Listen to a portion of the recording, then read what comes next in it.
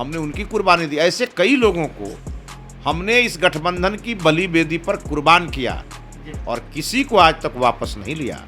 ये भारतीय जनता पार्टी ने गठबंधन धर्म निभाया और स्वाभाविक है जो लोग चुनाव में गलती करके जाएं उनको कुछ दिन तक इस बात का उनको पश्चाताप करना चाहिए कि भाई हमसे गलती हुई, नहीं तो लोग गलती करेंगे और सम्मान पाएंगे। और उन्हीं को पिता मानने वाले जो उनके पुत्र थे वही उनके खिलाफ लड़ रहे थे। भले ही बहाना हम थे लेकिन निशाना तो नीतीश कुमार जी पर था।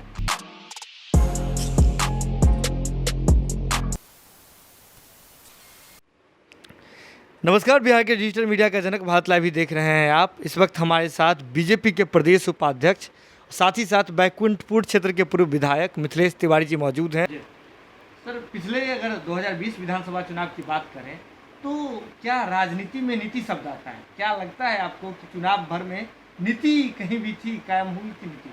अब देखिए, मैं तो स्वयं चुनाव लड़ रहा था और मैं अपने विधानसभा में जब चुनाव लड़ रहा था तो स्वाभाविक है कि जब हम लड़ रहे थे मुख्यमंत्री जिनको बनाने के लिए और उन्हीं को पिता मानने वाले जो उनके पुत्र थे वही उनके खिलाफ लड़ रहे थे। भले ही बहाना हम थे लेकिन निशाना तो नीतीश कुमार जी पर था। बिल्कुल। और चुनाव के बाद से इतने दिनों तक सरकार के विरोध में बयान देना, मुख्यमंत्री की आलोचना करना, ये बाद भी राष्ट्रीय जनता दल के नेताओं के साथ फोटो खिंचवाना, तेज रफ्तार तेजस्वी सरकार का नारा लगाना और राजद के जो तत्कालीन विधायक हैं उनके साथ बैठ करके और मुर्गा मसल्लम खाना, ये सब तो जनता ने देखा है ना। और पिछले 8 महीने से मैं देख रहा हूँ कि एनडीए पर ही हमलावर हैं लोग। कभी राजद के खिलाफ एक बयान भी नहीं देते हैं। चुनाव में 11 बजे 12 बजे के बाद दोनों का मेल हो गया। तो ये सारी चीज़ें तो नीति के खिलाफ हैं और आज वही लोग गाजा बाजा के साथ आकर के और पार्टी ज्वाइन कर रहे हैं, पद पा रहे हैं। तो मेरे ख्याल से देखिए, मेरे पार्टी का विषय है भी नहीं, लेकिन जिस पार्टी के साथ हमारा गठबंधन है उस पार्टी में ये जो किया गया है इसका गलत संदेश गया है। और इसके इतर भारतीय जनता पार्टी ने, क्योंकि हमारे भी कई नेताओं को निकाला गया, बड़े बड़े नेताओं को निकाला गया। रामेश्वर चौरसिया तो उत्तर प्रदेश और दिल्ली के प्रभारी थे, कई बार के हमारे विधायक थे, हमने उनकी कुर्बानी दी। राजेंद्र सिंह जी हमारे संघ के प्रचारक थे, भाजपा में आकर के वो महामंत्री थे, बड़े नेता थे, उनकी हमने कुर्बानी दी।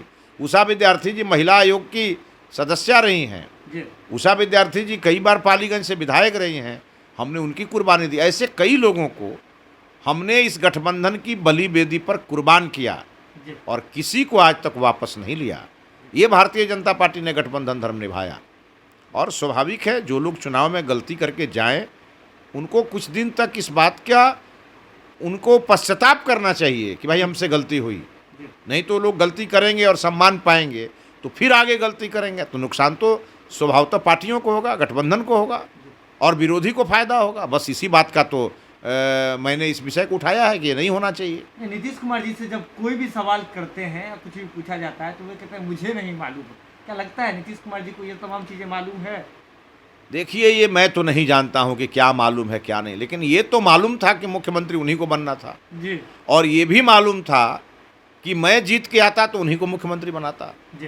तो मुझे हराने के लिए या रिंकी रानी पांडे को हराने के लिए या गोह के विधायक को हराने के लिए या डेहरी के विधायक को हराने के लिए जब उन्हीं के हनुमान लड़ गए सब जगह तो इस विषय पर तो उनको खुद ही नियंत्रण करना चाहिए था। तो इसका संदेश जनता में भी अच्छा नहीं जा रहा है और कार्यकर्ताओं में भी अच्छा नहीं जा रहा है।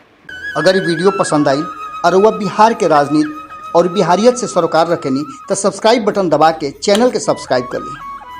ओजे एगो घंटी बा, ओकरा बटन दबा देला से कुल सटीक और मारक खबर रुआ मुफ्त में मिल जाई।